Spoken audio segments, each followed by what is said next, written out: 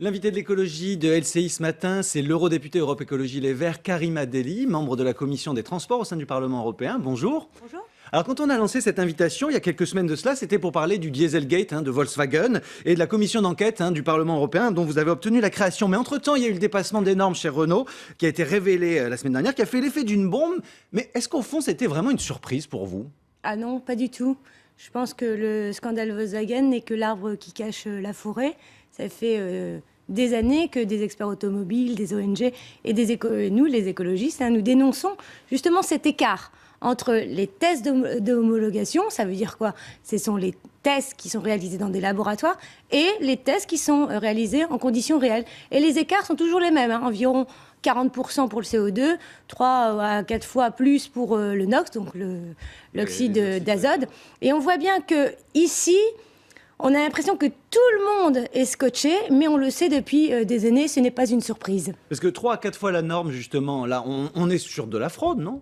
Ben moi, je le dis, alors j'entends les discours de Madame Royal et comme de Monsieur Macron qui nous dit vous inquiétez pas, on n'a pas trouvé de logiciel. Mais avec ou sans logiciel, les constructeurs automobiles ne respectent pas les normes. Donc oui, ils ont triché. Et moi, je suis assez fâchée que notre ministre de l'Environnement, et comme Monsieur Macron, au lieu de dire ils ne respectent pas les normes parce que ça a un impact direct sur la santé des citoyens. On parle de diesel, c'est 100 000 morts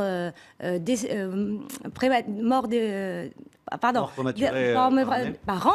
Ensuite, on a que ça a un impact direct pour les consommateurs, parce que les consommateurs, ils ont bien fait. Ils ont acheté une voiture où on leur a dit que ça consommerait moins et en plus ça polluerait demain beaucoup moins. Et ensuite, on a un problème de climat, parce que l'impact notamment de ce scandale, c'est la pollution. Et donc, en termes climatiques, on voit bien que rien n'est respecté. Et là, moi, j'ai un vrai problème.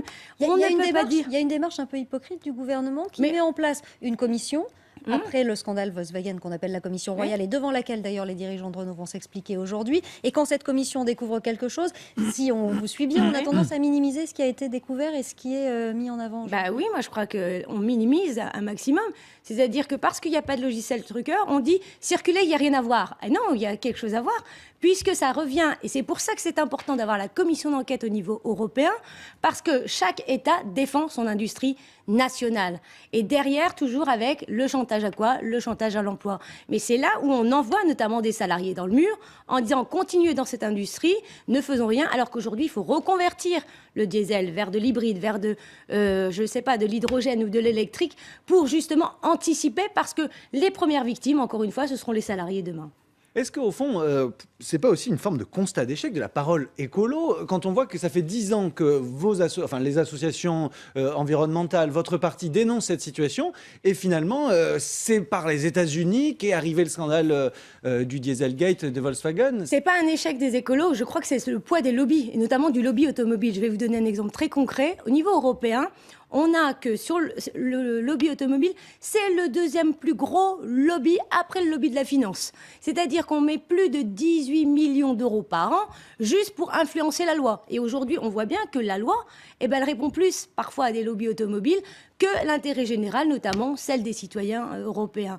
Et la révélation a été en octobre dernier, lorsqu'on a vu justement des chefs d'État avec la commission en catimini, sous le dos notamment des citoyens, dire comme les constructeurs automobiles ne peuvent pas mettre en place les normes européennes, c'est très bien, on va supprimer les normes. On leur a donné des permis à polluer, c'est-à-dire que d'ici 2020, les constructeurs automobiles pourront dépasser les normes de 110% et après 2020 de 50%. Mais à aucun moment on dit, à quel moment on dit les constructeurs doivent appliquer les normes.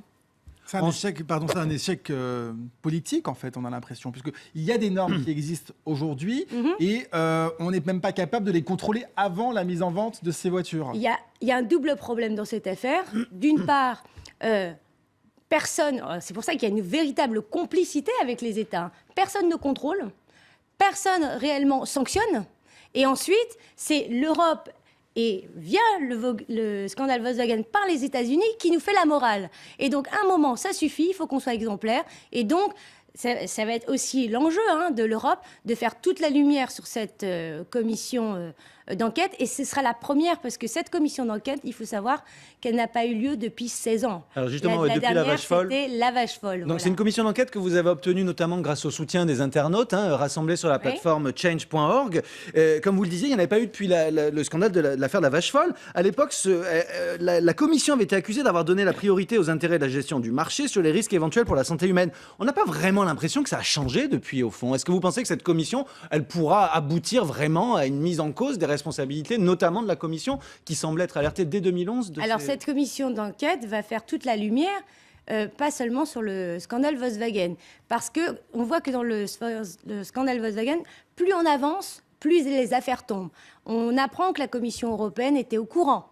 On apprend que justement les constructeurs automobiles ont eu un poids réel. Donc maintenant, ça suffit, il faut faire toute la lumière pour que demain, tous les tests soient mis en place. Mais moi, ma priorité, et je demande solennellement à Madame Royal de dire qu'il faut un après et un avant Volkswagen, comme il faut un après et un avant Renault. Donc, il faut créer les conditions de contrôle de manière indépendante, mettre en place des tests en conditions réelles et faire en sorte que les constructeurs automobiles arrêtent d'utiliser justement le chantage à l'emploi et au contraire, réellement, rentrent dans une autre phase de reconversion, parce que ça c'est possible, parce que les normes, par exemple, sont respectées aux États-Unis ou même au Japon. Alors au niveau européen, comme en France, ils sont capables de les appliquer.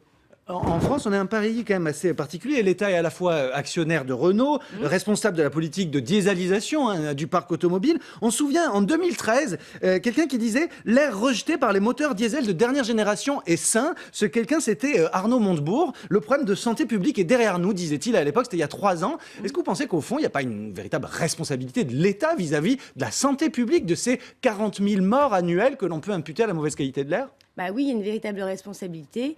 Ça fait plusieurs, maintenant, dizaines d'années qu'on se bute sur la question du diesel. Donc, il faut qu'on ait ce véritable débat. Le diesel propre, ça n'existe pas. Donc, maintenant, il va falloir dire que notre parc, qui est un des plus dieselisés en Europe, donc il faut sortir justement du diesel et faire de la reconversion. Maintenant, est-ce que les États ont le courage de le faire ? En tout cas, ils ne donnent pas juste la preuve. Rien que sur la question de la fiscalité des diesel, on a vu que le débat était difficile. Eh bien, merci Karima Delli. On suivra avec vous le travail de cette commission d'enquête du Parlement européen sur les tests anti-pollution des véhicules. Merci à vous.